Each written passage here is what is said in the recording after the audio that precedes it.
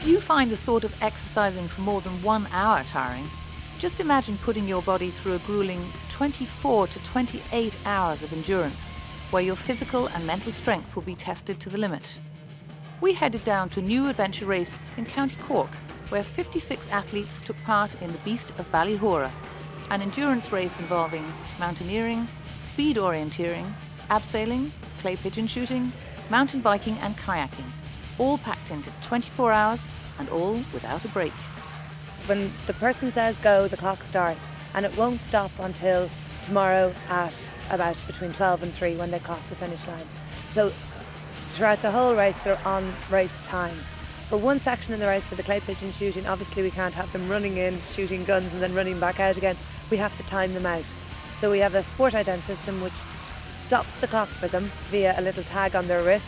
Because I'm a girl and there's 3 lads in our team, we finish and we can qualify, but there's a team here with 4 lads, so they can't win no matter what. So because of them, we're not going to be last, and we're holding on to that.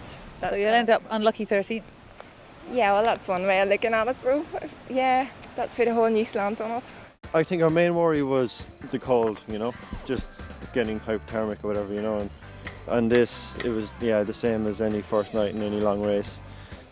Started kind of nodding off at about 7 o'clock this morning. I just started getting a little bit, when I was going downhill on the bike, especially because you just stop and you're just going like this and your eyes are just gradually closing and you have to do everything you can to keep yourself awake. But then as soon as you start going uphill again, you start working and then you wake up again. And our team was great because Brendan and Jill were great navigators. So me and Brian, all we had to do really was look after them and make sure that everything was okay, and we kind of provided the brawn and they provided the brains.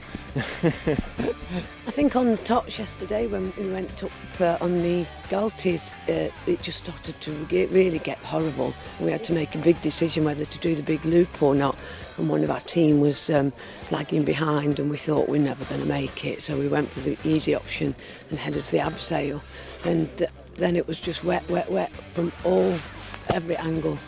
So it was good. That was the worst bit though. But the mountain biking was hard because it was long, but it was fine. We kept warm. We're praying for hills to get warm, but it was good. The clays, we did okay there.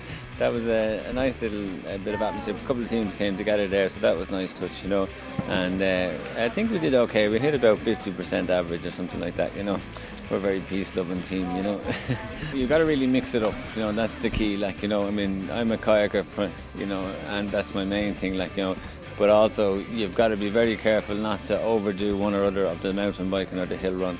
And then there's a lot of other things that come into it as well. Obviously the navigation is a big issue as well, and especially there last night up on Gantymore, it got a bit misty and stuff, so it was tough going, and then after that then it's experience. I think this is the sort of our second full season, and we're learning all the time, and if you act on your mistakes and correct yourself going into the next event, it makes a big difference.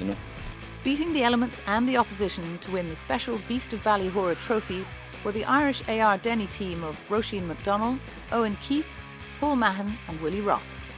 Irish AR Denny came home more than 3 hours ahead of the tourist team of Garo Toey, Jill Watson, Brendan O'Brien and a newcomer to the sport, Brian Galvin. If you're interested in getting involved in adventure racing, then check out www.adventureireland.co.uk.